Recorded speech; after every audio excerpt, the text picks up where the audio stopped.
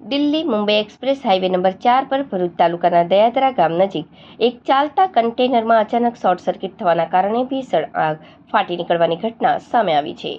આગ એટલી વિકરાળ હતી કે જોતજોતામાં આખું કન્ટેનર આગની લપેટમાં આવી ગયું હતું. સદનસીબે આ અકસ્માતમાં કોઈ જાનહાનિ થઈ નથી, પરંતુ કન્ટેનરમાં ભરેલો લાખો રૂપિયાનો સામાન બળીને ખાખ થઈ ગયો છે.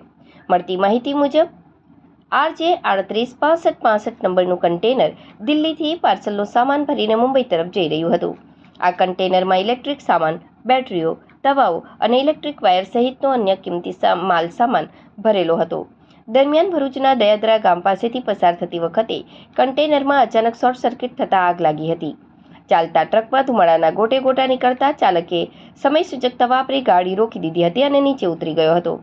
હાઈવે પર કન્ટેનરમાં લાગેલી ભીષણ આગને પગલે આસપાસના વાહન ચાલકોમાં ભારે અફરાતફરીનો માહોલ સર્જાયો હતો.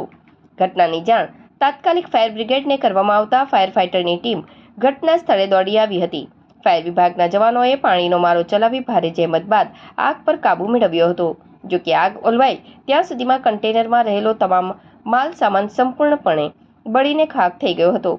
ઘટનાને પગલે હાઈવે પર થોડા સમય માટે ટ્રાફિક જામની સ્થિતિ પણ સર્જાઈ હતી.